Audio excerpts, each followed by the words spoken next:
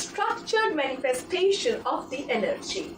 I would like to begin this chapter by describing the structure of human body from the perspective of yoga. This is crucial as readers may find the perspective difficult to comprehend in light of the modern day understanding of the anatomy of human body. I shall request the readers not to compare this yoga anatomy to modern day anatomy and to be humble enough to accept that not everything is known about human anatomy even now. In any case, this knowledge of yoga, human anatomy, whether it is consistent with known anatomy or not, is of very little importance. It is said in an ancient yoga text that human body comprises of 5 different sheds, enslaving the infinite divine spirit enshrined inside the body. The first shed is known as Ananda Amaya Kosha, or the shed of bliss. This shed envelops the infinite spirit in cosmic illusion, or Maya as it is known in the yoga texts. This enveloped body is known as Karana Sharira, or the casual body. It is in fact the core of the human body over which other layers start manifesting till the final gross body is manifested. Readers must excuse me for not elaborating further. Neither am I competent enough comment on such a high spiritual state, nor does it come under the scope of this book. The second shed is known as Vijnanamaya Kosha, or the shed of knowledge. It is in this shed that the human intellect and the egoism are co-located and embedded. Furthermore, it is also the home for all sensual impressions and is the beginning point of the human psychic, both conscious and subconscious. It is this shed that yogis are mainly interested in. Unless he or she is totally cleared of both egoism and sensual impressions, the yogi cannot achieve the state of samadhi, or the thoughtless state, which is the terminal objective in all yoga systems. At this stage, all the laws of science pertaining to physical universe must break down. The readers must understand that this state is not the self-realization state that occurs at a much higher level after dissolution of the casual body, and for this last lap of the journey, even the laws of yoga have to break down. It is impossible for me or anyone for that matter to provide a description of these higher levels. Over the shed is Manomaya Kosha, or the shed of the mind. It is the shed that is the seat of all the senses and from where the application of free will be exercised by the enslaved infinite spirit. Over the shed is the shed of the life force, or Pranamaya Kosha, as it is called in yoga texts. This shred of life force appears to be akin to the human body in shape. This is what is referred to as panto body in some cultures. It contains a complex network of extremely subtle energy channels. There are 5 major and 5 minor life forces in the shed that perform various functions inside the body, such as breathing, digestion, exertion, procreation, blood circulation, and yawning. Projected by this, the shed of life force is the cross body known as Anamaya Kosha, or the shed of food. This is the last layer. So starting from the shed of bliss, going up to the shed of food, there are 5 shreds. The first shed is referred to as the casual body. The casual body, covered by the next 3 shreds together, is known as Shukshamasharira, or the subtle body. The subtle body is finally covered by the last shred known as the cross physical body. It is this cross body. The subtle body is finally covered by the last shred known as the cross physical body. It is this cross body that dies after it is worn out or not fit enough for the spirit to dwell in. The subtle body, along with the spirit, enslaved in the remaining four shreds, leaves after death and reincarnates once again with the fresh body. The life the spirit reincarnates into depends upon the kind of character that it had managed to accumulate cumulatively over its previous births. So the casual body is made of the supreme primordial energy in its fundamental form. It is cosmic illusion or Maya which is supreme in the cosmos. The reader might point out that it is infinite spirit or the Almighty that is supposed to be supreme. Yes, in fact, the supreme cosmic power is never without spirit, and the infinite spirit is never without supreme power. The reader might point out that it is infinite spirit or the Almighty that is supposed to be supreme. Yes, in fact, the supreme cosmic power is never without spirit, and the infinite spirit is never without supreme power. It is one and the same, like two sides of the coin. God can be hardly called God without its inherent supreme energy. Just like a Spider-Man of the Hollywood movies cannot exist without the inherent power of the supreme spider, super spider. Same is the case with the Shaktiman of the Sanskrit text, who cannot exist without the inherent Shakti or energy. Similarly, energy in its fundamental form exhibits its supremacy only in the form of the infinite spirit. Spirit and the energy are inseparable. It is not only due to the limitations of earthly languages that the divinity cannot be described, but also because the absolute truth is unknown. Let me further elaborate on this. Absolute truth is the cosmos, and beyond is the supreme divinity. The supreme divinity, or the true nature of the self, is known to any unknown to any person at any point of time, including myself right now. If I happen to be a self-realized soul, then I would not be writing this book right now. That is why I have made the above statement that divinity cannot be described due to the unknown absolute truth. When the shed of place or the energy in its fundamental form is resolved back into the source that is God, we call it self-realization. However, this final transformation or the self-realization in a human being occurs only at the will of the Almighty. Even the laws of yoga have to break down. It is for the reason that absolute self-surrender is mandated in all religious systems. Now the energy pervading the next three shades of knowledge, mind, life force is altogether classified as Chit Shakti or the psychic force. It is the energy in its next grosser state.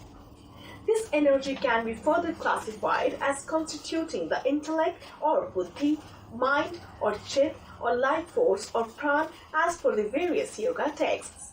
Many texts variably refer to this energy using any one of the words I have listed above. It is sufficient if the reader can understand that the same energy manifests in different forms based on the specific function in the human body. The form of energy pervading the lowest levels is physical energy, which the reader and the modern science are familiar with. So, within the first shed, we have energy in its original state that is responsible for creating the cosmic illusion or Maya.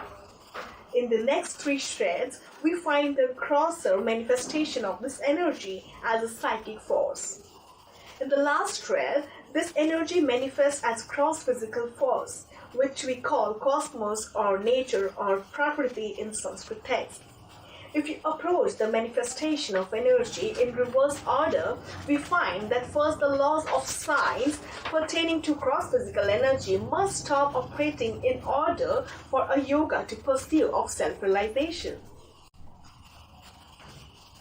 If you approach the manifestation of energy in reverse order, we find that First, the laws of science pertaining to gross physical energy must stop operating in order for a yogi to pursue the self-realization.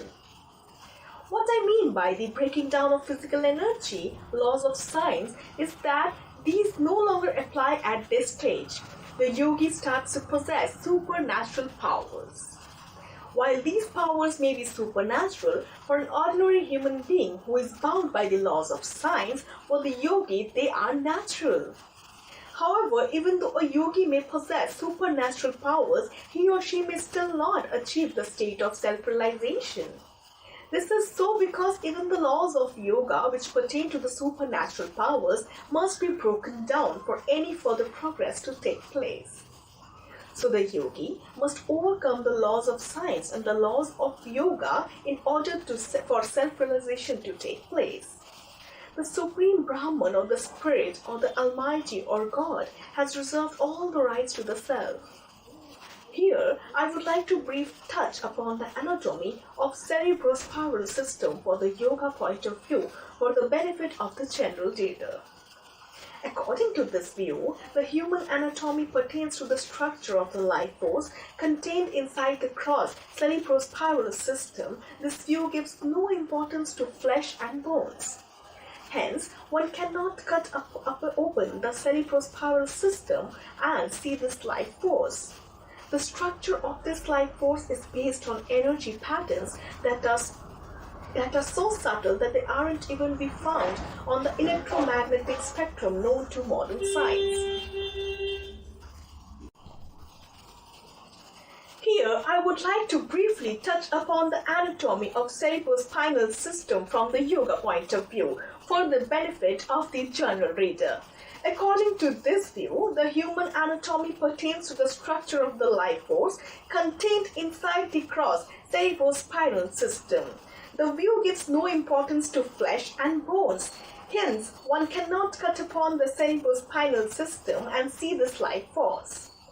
The structure of this life force is based on energy patterns that are so subtle that they can't even be found on the electromagnetic spectrum known to modern science. Therefore, the laws of science which pertains to the gross form of the energy are not applicable at this microcosmic level. Hence, no instrument can either measure it or record it directly or indirectly.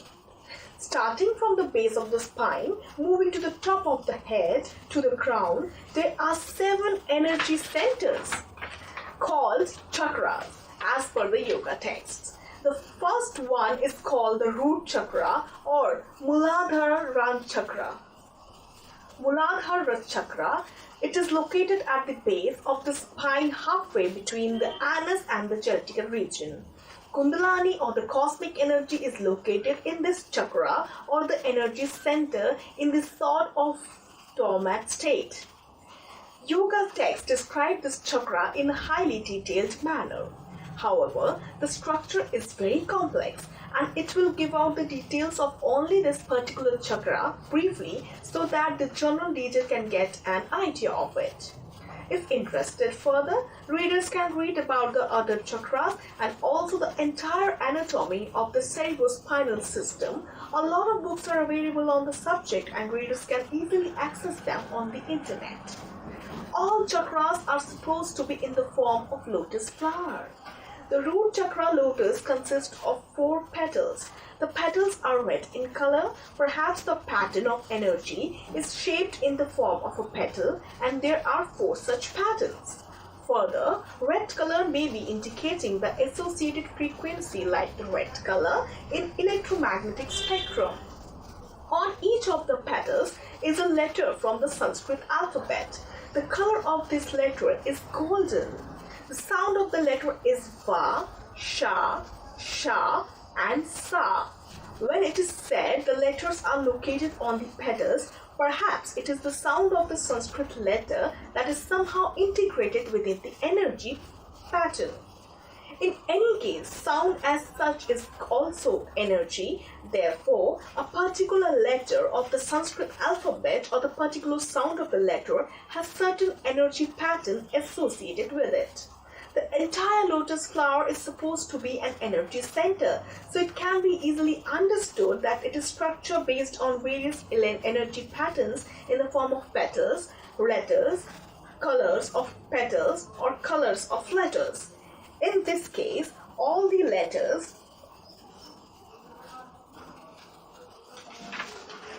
are supposed to be indicative of a certain frequency level.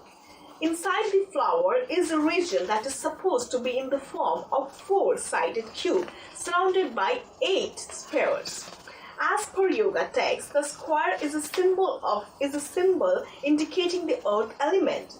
The spheres represent the various directions. Therefore, this region is supposed to represent the earth quality or the principle of solidity in matter.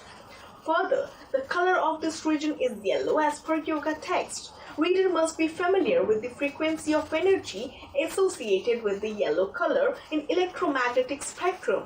Hence, this yellow color might be indicating some sort of energy pattern. As per yoga text, yellow represents the earth element. Furthermore, the color yellow also represents a sense of smell as per yoga texts. The entire yellow region is represented by the letter Lam from the Sanskrit alphabet, or the sound body represents this yellow region.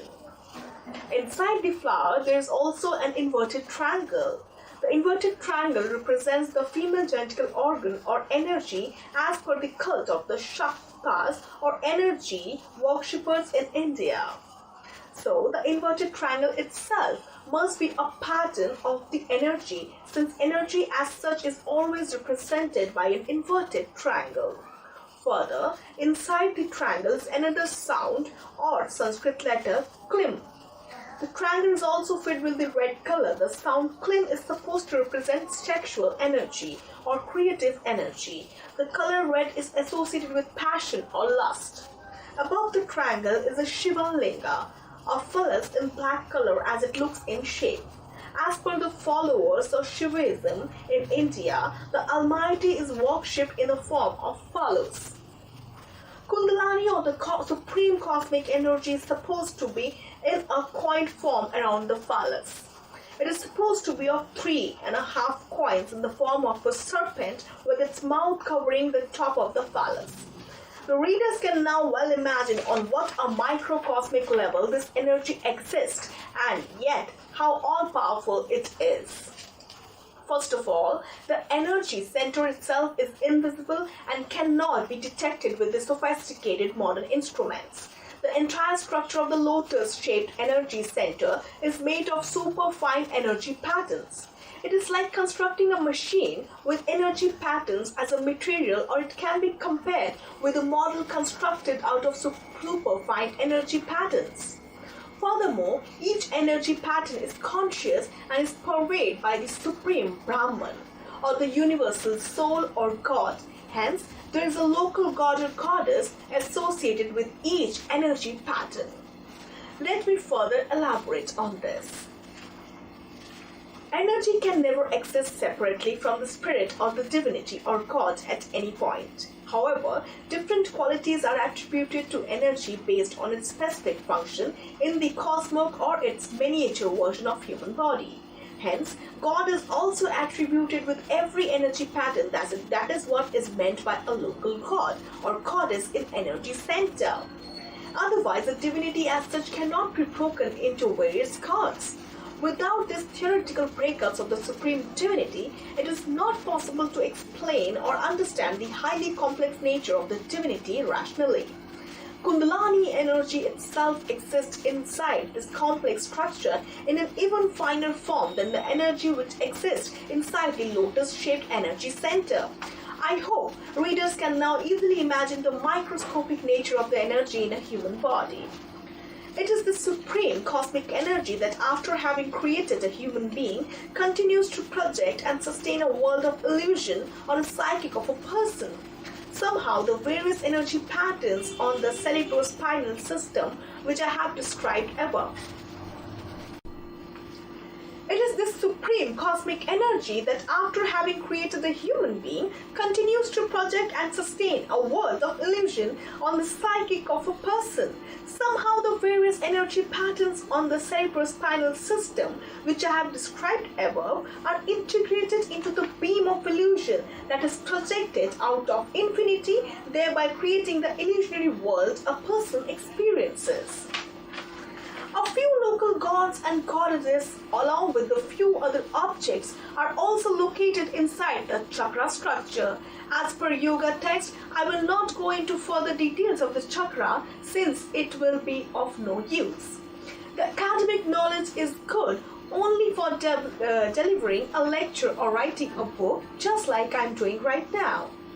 Other than these two uses, the academic knowledge cannot bring about any peace and happiness to a person.